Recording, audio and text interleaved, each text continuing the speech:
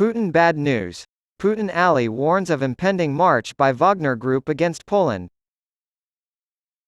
During a meeting with Russian President Vladimir Putin on Sunday, Belarusian President Alexander Lukashenko warned that the Wagner Group wants to march on Poland.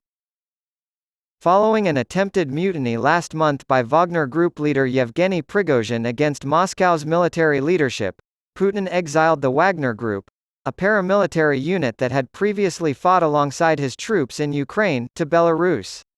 Poland, which shares a crucial border with Belarus to the northeast, was particularly worried about the transfer because of this. Concerned that the Wagner Group might try to seize the Suwalki Gap and cut off the Baltic states from the rest of Europe, the Polish military has moved troops near its border with Belarus. Moscow's long-standing disagreement with Warsaw centers on the Suwalki Gap, a narrow but strategically vital swath of Polish territory between Russia and the exclave of Kaliningrad.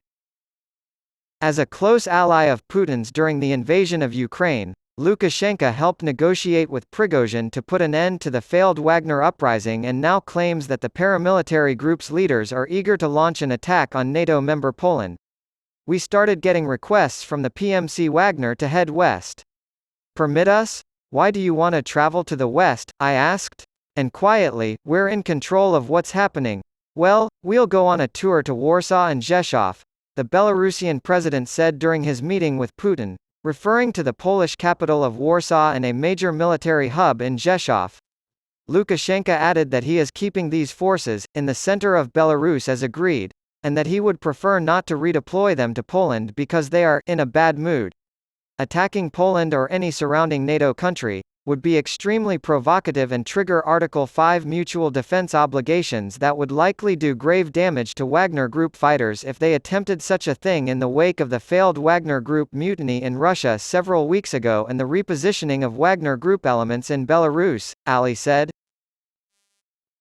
Lukashenko's remark fits in with other bombastic rhetoric from President Putin during the Ukraine conflict about other attacks and threats that never materialized.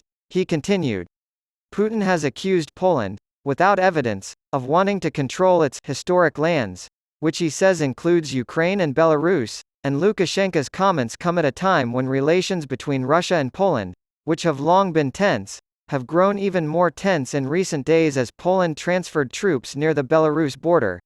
During a July appearance on Russian state television, Russian lawmaker Andrei Kartopolov implied Putin had dispatched the Wagner Group into Belarus in advance of an attack against Poland to seize control of the Suwalki Gap. Kartopolov stated, "It is clear that Wagner PMC went to Belarus in order to train the Belarusian armed forces. In addition, not quite as much. The Suwalki corridor is a real place. You have a firm grasp on its nature. We rely heavily on the Suwalki corridor in case of emergency." Former U.S. Ambassador to Poland and current Distinguished Fellow at the Atlantic Council's Europe Center Daniel Fried has previously told Newsweek that the Wagner Group has no chance of launching a successful attack against Poland due to the strength of the Polish military and the presence of the United States in the region. In addition, the NATO military alliance would respond to an attack on Poland because, per Article 5 of the NATO founding treaty, any attack on one member is considered an attack on all.